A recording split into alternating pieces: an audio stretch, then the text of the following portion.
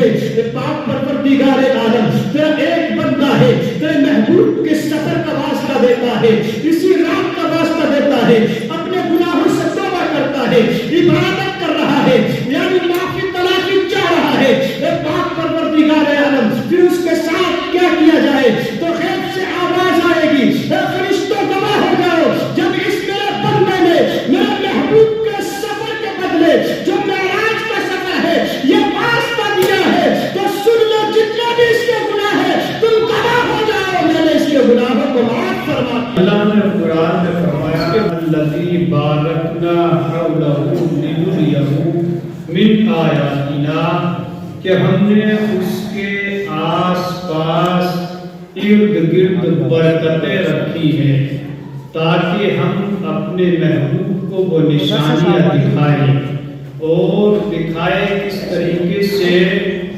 وہ نشانیاں کہ بے شک اللہ سننے والا اور دیکھنے والا ہے کیونکہ معراج جس کو ہم رات ہزاری روزے کے نام سے یاد کرتے ہیں ہزاری روزہ جو ہوتا ہے اسی کے نام سے معراج کو یاد کیا جاتا ہے اور یہ معراج اللہ تبارک و تعالیٰ نے اپنے محبوب صلی اللہ تعالیٰ علیہ وسلم کو عطا فرمائی اب یہاں پر سوالات پیدا ہوتے ہیں کہ معراج کس نے کرائی اور کس نے معراج کی اور کس وقت ہوئی کس ٹائم ہوئی کہاں سے ہوئی اور کہاں تک ہوئی رات میں ہوئی یا دن میں ہوئی اب یہ سوالات پیدا ہو سکتے ہیں ہمارے اور آپ کے ذہن میں کہ مصطفیٰ کو معراج تو ہوئی لیکن کس نے کرائی تو حدیث پاک میں ہے کہ اللہ کے رسول کو معراج اللہ نے کرائی اور رسول نے اس سفر کو کیا جس سفر کو اللہ نے کرایا لیکن کہاں سے سفر شروع کیا کہاں تک کرایا تو اللہ نے قرآن میں فرمایا مسجد حرام سے شروع کیا اور مسجد اقصی تک سفر کرایا پھر یہ سوال ہوتا ہے کہ مسجد اقصی سے کرایا ہے تو پھر یہاں سے کس وقت کرایا کس ٹائم ہوا رات میں ہوا سفر یا دن میں ہوا تو اللہ نے قرآن میں فرمایا کہ اللہ نے اپنے محبوب کو جو معراج کا سفر کرایا وہ رات میں کرایا دن میں نہیں بلکہ رات میں کرایا ہے اور کس لیے کرایا ہے یہ بھی تو معلوم ہونا چاہیے کہ سفر اللہ نے کرایا کس کو محبوب نے سفر کیا دن میں رات میں کیا رات میں سفر کیا ہے اور کس لیے کیا ہے تاکہ اللہ تبارک و تعالی اپنی نشانیاں اپنے محبوب کو دکھائے تاکہ میرا محبوب میرے قرب میں آئے اور نشانیوں کو دیکھے میرے نشانیوں کو دیکھے لیکن آؤ تاریخ اسلام دیکھو ہم اور آپ سبھی ہیں اللہ تبارک و تعالی نے ہر نبی کو سفر کرایا ہے لیکن آؤ کوئی انسان کسی کے لیے سفر کرتا ہے کوئی انسان کائے کے لیے سفر کرتا کوئی مدینے کے لیے سفر کرتا ہے کوئی مکے کے لیے سفر کرتا ہے کوئی بغداد کے لیے سفر کرتا ہے کوئی امریکہ کے لیے سفر کرتا ہے کوئی افریقہ کے لیے سفر کرتا ہے کوئی انگلینڈ کے لیے سفر کرتا ہے کوئی کسی دیش کے لیے سفر کرتا ہے لیکن قربان جاؤ مصطفیٰ جان رحمت کے سفر پر کسی انگلینڈ کے لیے سفر نہیں کسی دیش کے لیے سفر نہیں ہے بلکہ وہ سفر ایسا ہے دنیا والے سفر کرتے ہیں تو کوئی چیز دیکھتا ہے کسی کو دیکھنے کے لیے جاتا ہے یعنی کوئی انسان ایسا سفر کرتا ہے کہ اپنے والد کو دیکھنے کے لیے سفر کرتا ہے تاکہ میں پہنچوں اور اپنے باپ کا دیدار کروں کوئی کسی بھائی کے گھر جاتا ہے بھائی کے دیدار کے لیے سفر کرتا ہے کوئی کسی اپنے رشتہ دار کے لیے سفر کرتا ہے تو وہ رشتہ دار کے دیدار کے لیے سفر کرتا ہے ہم بغداد شریف چلے ہیں تو غوث اعظم کے دیدار کے لیے سفر کرتے ہیں لیکن آؤ ہم اجمیر شریف چلتے ہیں تو خواجہ غریب نواز کے سفر کے لیے دیدار کے لیے سفر کرتے ہیں ہم صادق پاک کنیری کی بارگاہ میں جائیں تو ان کے دیدار کے لیے سفر کرتے ہیں نظام الدین محبوب الہی کی بارگاہ میں جائیں تو ان کے دیدار کرنے کے لیے سفر کرتے ہیں قطب الدین مختار کاکی کی بارگاہ میں بجائے تو ہم ان کے دیدار کرنے کے لیے سفر کرتے ہیں تاکہ ہم سفر کریں وہاں پہنچے ان کا دیدار ہو جائے. اور اسی طریقے سے چلتے رہو. کتنے اولیاء اکرام ہیں جن کے مزارات مقدس ہمارے اور آپ کے ہندوستان کے اندر موجود ہے. ہر کوئی سفر کرتا ہے دیدار کے لیے لیکن قربان جان مصطفیٰ کی بارگاہ میں کہ مصطفیٰ نے جو سفر کیا ہے وہ کسی اپنے خاص کے لیے نہیں کیا ہے. اگر میرے اور آپ کے نبی نے سفر کیا ہے تو پروردگار کے دیدار کے لیے کیا ہے, رب کے دیدار کے لیے سفر کیا ہے. اور یہی دیدار ہے جو اللہ تبارک و تعالیٰ نے اپنے محبوب کو عطا فرمایا ہے. یہ برکتیں رکھی ہے. لیکن آؤ تاریخ اسلام دیکھو, ہر انسان اپنے مقصد کے لیے سفر کرتا ہے لیکن میرا نبی اپنے رب کے دیدار کے لیے سفر کرتا ہے. لیکن مختصر بات یہ ہے, معراج کہتے کسے ہے؟ معراج کا مطلب کیا ہے؟ معراج سیڑھی ہے, سیڑھی ہے, ایک دوسرے کی سیڑھی ہے. لیکن آپ کتنا سا سفر ہے. میرے نبی جب اپنے معراج کے لیے تشریف لے گئے تو آپ چلے تو آپ جس حجرے سے نکلے تھے اس حجرے کی کنجی ہل رہی تھی, بستر گرم تھا, وضو کا پانی ٹپک رہا تھا. اتنے سے ہی حصے کو معراج کہتے ہیں. اتنے سے حصے کو معراج کہتے ہیں. نبی تشریف لے گئے کہاں تک؟ ساتوں آسمانوں تک. لیکن آپ سنتے رہتے ہیں کون سے آسمان پر کس سے ملاقات ہوئی. ساتوں آسمان کی سیر کرنے کے بعد ہمارے اور آپ کے نبی تشریف لے آئے. کیا دیکھتے ہیں کہ جس حجرے سے نکلے تھے اس کی کنجی ہل رہی ہے, بستر نبوت گرم ہے, اور جو پانی وضو کر کے گئے تھے اس وضو کے پانی کی آواز آ رہی ہے. یہی سفر معراج ہے. ہم اور آپ دیکھو دنیا کی چیزیں ہیں. اللہ تبارک و تعالیٰ نے اپنے محبوب کو قرب میں بلایا. وہ یہی 27ویں شب تھی, یعنی اسی شب اسرا کہا جاتا ہے. لیکن اسی رات میں ہمارے اور آپ کے محبوب کو بلایا گیا ہے. کہاں؟ رب نے اپنے قرب میں بلایا ہے. لیکن کس طریقے سے بلایا؟ میرے اور آپ کے نبی کی شان کے ساتھ گئے ہیں. ہمارے اور آپ کے پیارے نبی اس رات میں کس شان کے ساتھ سفر کیا ہے. وہ ایسا سفر ہے, کتنا مبارک سفر ہے, کتنا اچھا سفر ہے, کتنا بہترین سفر ہے. ایسا سفر کسی کو نہ نصیب ہوا ہے نہ ہوئے گا جو سفر نبی کو اللہ نے عطا فرمایا ہے. اس لیے کہ جب نبی کائنات علیہ الصلوۃ والتسلیم سفر کے لیے نکلتے ہیں, یعنی کہاں سے نکلتے ہیں؟ اپنے گھر سے نکلتے ہیں. یعنی بلاوا آیا ہے. کس کا آیا ہے؟ رب العالمین کا بلاوا آیا ہے. اے میرے محبوب میرے قرب میں آ جاؤ. اسی لیے تو تاریخ میں آتا ہے کہ اس رات کے اندر جو بندہ یعنی اللہ کی عبادت کرتا ہے, یہ جو 26ویں رات ہے, 27 یعنی 26ویں شب ہوگی, رات ہوگی, اور 27ویں دن ہوگا جس میں روزہ رکھا جاتا ہے.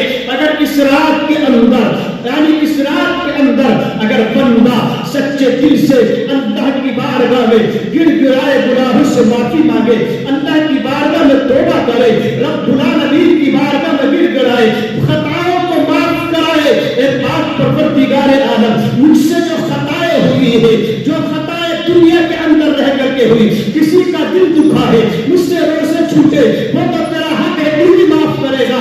لیکن اے پاک پروردگار عالم میں آج اس رات کا صدقہ دے کر کے, تیرے محبوب کی معراج کا صدقہ دے کر کے, تیرے محبوب کے سفر کا صدقہ دے کر کے آج میں دعائیں مانگتا ہوں. اس رات میں جو عبادت کریں گے, نفل نماز پڑھیں گے اللہ کو راضی کرنے کے لیے, اللہ کی رضا حاصل کرنے کے لیے, تو اس بندے کے لیے انعام کیا ہے, اس بندے کا مقام کیا ہے.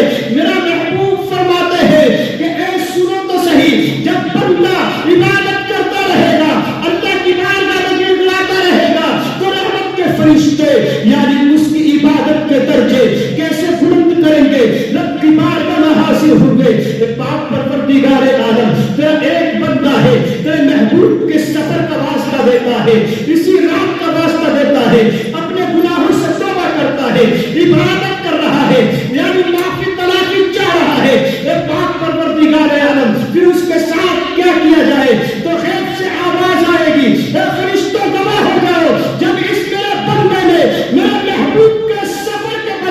جو معراج کا سفر ہے یہ واسطہ دیا ہے، تو سن لو جتنے بھی اس کے گناہ ہے تم گواہ ہو جاؤ، میں نے اس کے گناہوں کو معاف فرما دیا، اس کے گناہوں کو میں نے معاف فرما دیا ہے۔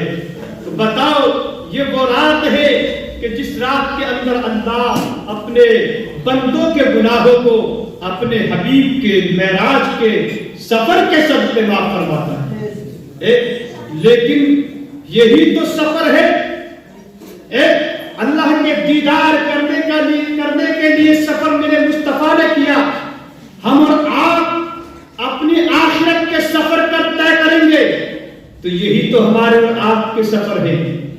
یہی تو اللہ تبارک و تعالیٰ نے قرآن میں اعلان کر دیا ہے، میرے محبوب کو کب کرائی گئی معراج؟ رات میں کرائی گئی، اور ایسی رات میں کہ دھوپ اندھیری تھی۔ کیا تھی؟ اندھیری تھی، روشنی بھی نہیں تھی، تارے بھی نہیں تھے، سورج بھی نہیں تھے، لیکن کیا تھی؟ روشنی بھی کچھ نہیں تھا، اندھیرا ہی اندھیرا تھا۔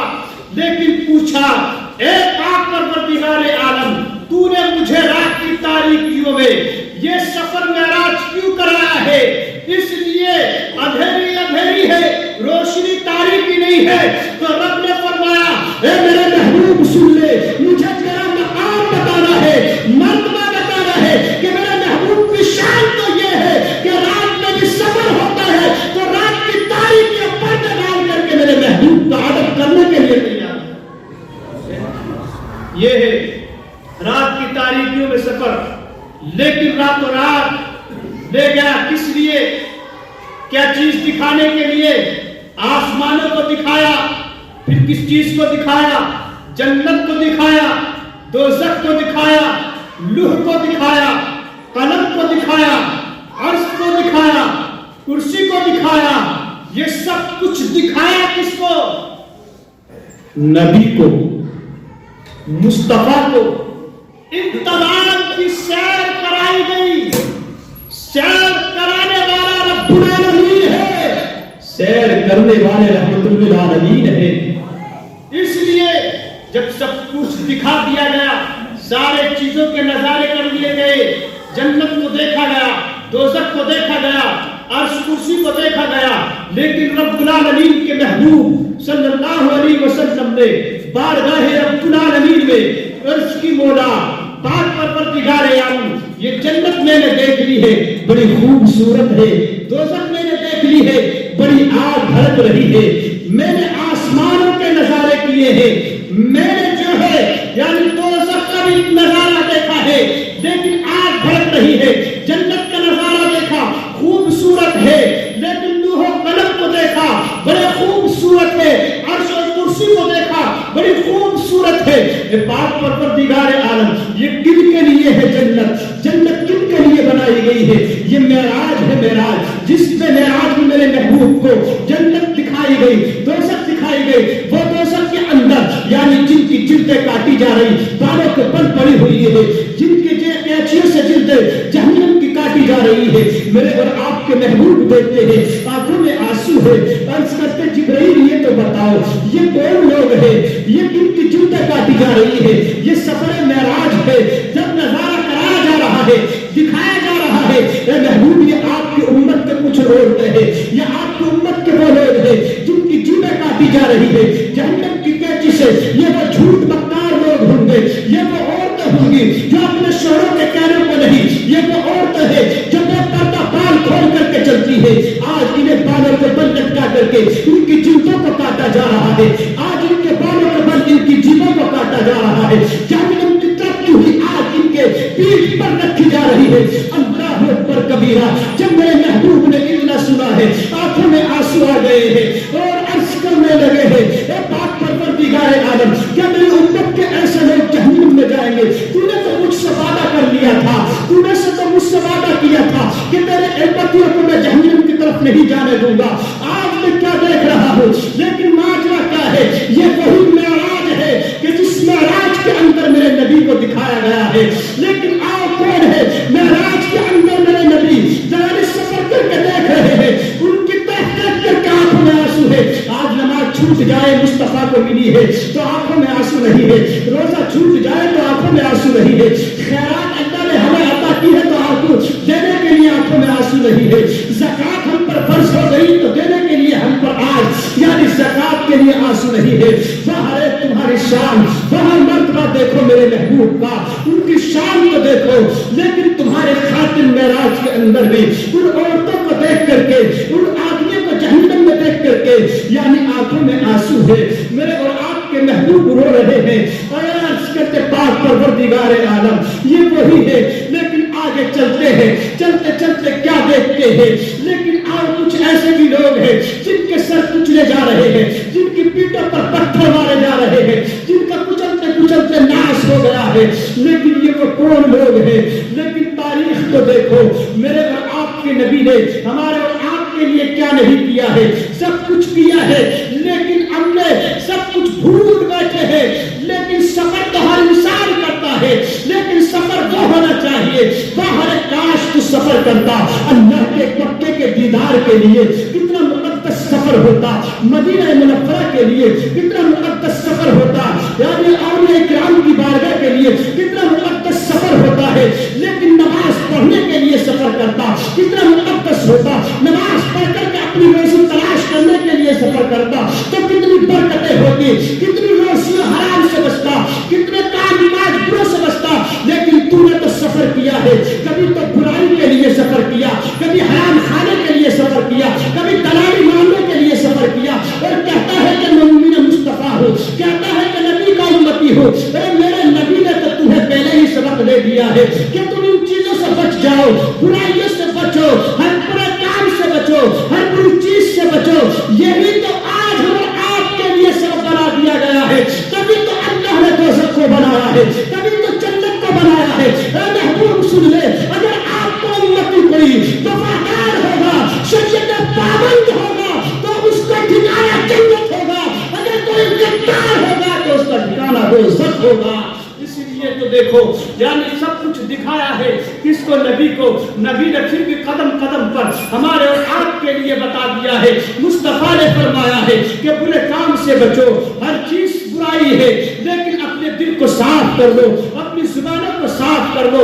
اسی لیے تو قرآن نے اعلان کر دیا ہے اور بتا دیا ہے سب سے بہتر زندگی وہ ہے کہ جو انسان شریعت مطہرہ پر نمازوں کی پابندی کر کے رزق حلال کھا کر کے, یہ مت سمجھنا کہ اگر حرام نہیں باری کمائی ہے, یہ مت سمجھنا اگر حرام میں کمائی ہوتی تو صدیق اکبر امیر نہ ہوتے.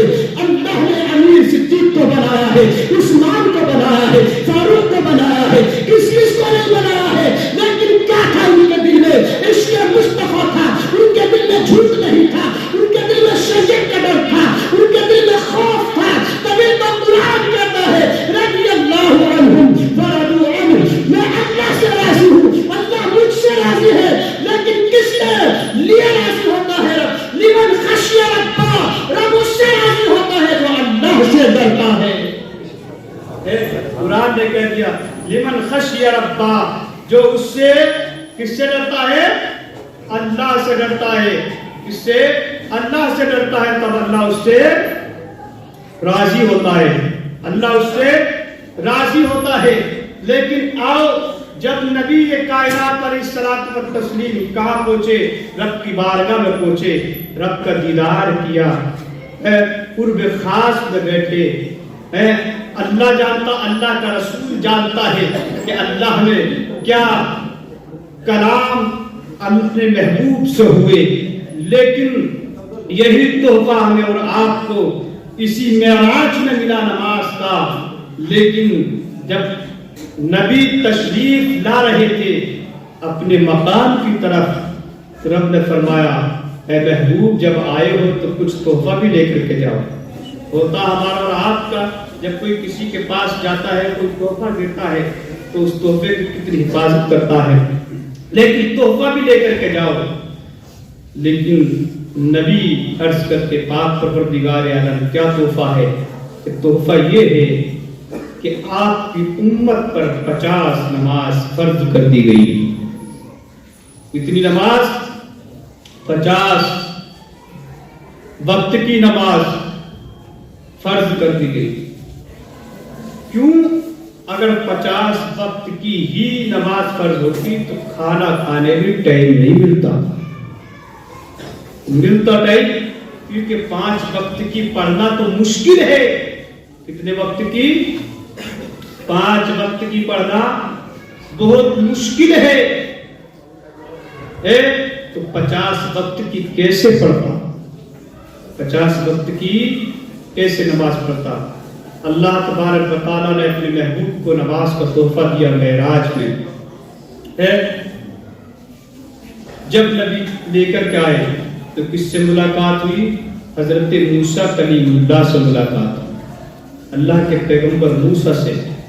موسیٰ نے عرض کی اے محبوب آپ اللہ کی بارگاہ سے آئے، کیا تحفہ لے کر کے آئے؟ فرمایا اللہ نے مجھے 50 نمازیں میری امت کو عطا کی ہیں. فرمایا آپ کی امت 50 نماز نہیں پڑھ پائے گی، نہیں پڑھ پائے گی. آپ واپس جائیے، واپس پہنچیے اور نمازیں کم کرائیے. اللہ کے رسول صلی اللہ علیہ وسلم واپس پہنچتے رب کی بارگاہ میں پہنچتے ہیں. پاک پروردگار عالم میری امت یہ 50 وقت کی نماز نہیں پڑھ پائے گی، آپ تھوڑا کم کر دیجئے. 5 کم ہوئی ہے، پھر ملے، پھر گئے، یہاں تک کہ 9 بار ملاقات ہوئی ہے، 9 بار رب کا دیدار کیا ہے. اور موسیٰ کہتے ہیں جاؤ کم کراؤ، لیکن جب آئے 5 رہ گئی ہے تو کہا جائیے. میرے نبی نے فرمایا استحی مجھے شرم آتی ہے، اب نہیں جاؤں گا، اس لیے اب نہیں جاؤں گا. لیکن سنو موسیٰ کلیم اللہ کیوں تھے؟ اس لیے وہ ڈائریکٹ اپنے رب کا دیدار تو نہ کر سکے، لیکن انہی آنکھوں کا دیدار کر لے جو آنکھیں 9 مرتبہ اپنے رب کا دیدار کر کے آ رہی ہے. تو وہ چاہتے تھے میں ڈائریکٹ تو دیدار نہ کر سکا، لیکن آنکھوں میں ڈال کر کے انہی آنکھوں کا دیدار کر لوں جو دیدار رب کا کر کے آ رہی ہے. رب کا دیدار کر کے جو آنکھیں آ رہی ہے میں اسی آنکھوں کا دیدار کر لوں. لیکن اب مجھے حیا آتی ہے، اب میں نہیں جاؤں گا. کتنی نمازیں کم ہوئی ہے؟ 43 نمازیں ہو گئی کم اور 5 رہ گئی ہے. لیکن اب میرے نبی کریم علیہ الصلوۃ والتسلیم کا فرمان تو دیکھو. میرے نبی عرض کرتے ہیں اے پاک پروردگار عالم کیا 50 نمازوں کا ہی ثواب 5 میں رکھ دیا گیا ہے یا 5 ہی کا ملے گا؟ لیکن رب نے فرمایا اے میرے محبوب سنو، اس لیے کہ اگر آپ کا امتی کوئی سچی نیت سے عقیدے کے ساتھ یعنی ایمان کی روشنی پا کر کے دل میں محبت آپ کی رکھ کر کے اور میرے فرض کو ادا کرے گا، اگر وہ 5 وقت کی نماز پڑھے گا تو اے محبوب میں آپ کے امتی کو 50 وقت کی نماز کا ثواب عطا فرماؤں. 50 وقت کی نماز کا ثواب ملے. کتنے وقت کے پڑھنے میں؟ 5 وقت کی نماز پڑھنے میں. تو اسی لیے قرآن کہتا ہے سبحان الذی اسریٰ بعبدہ لیلا من المسجد الحرام الی المسجد الاقصی الذی بارکنا حولہ لنریہ من آیاتنا انہ هو السمیع البصیر. انشاءاللہ اسی پر اور آنے والے سے گفتگو کی جائے گی. لیکن اتنا سمجھ لے کہ جو ہمیں 50 کا 5 کا ثواب عطا فرما رہا ہے تو پھر اس کی شان کا، مقام کا، مرتبے کا عالم کیا ہوگا. کیونکہ ہم تو 50 روپے کی چیز ہے تو 50 ہی دیں گے، سونے دے سکتے ہیں، لیکن اس کی شان دے تو 5 دو 50 کا ثواب. تو ایسا تو ہے کہ 10-20 تو ادا کریں گے، اگر 50 بھی ادا نہیں کر رہے تو 10 تو ادا کریں گے. عشاء ملتی ہے، مغرب ملتی ہے، فجر ملتی ہے، ملتی سب کچھ ہے، لیکن لینے والا، تلاش کرنے والا نہیں ہے. کیونکہ ہم کام اور آپ کام کاج پورا دن کرتے، اچھی بات نہیں مل رہی ہے، ہم مزدوری کرنی چاہیے، اللہ برکت عطا کرتا ہے، لیکن 3 ٹائم تو ہم اس کا بھی حق ادا کر دیں.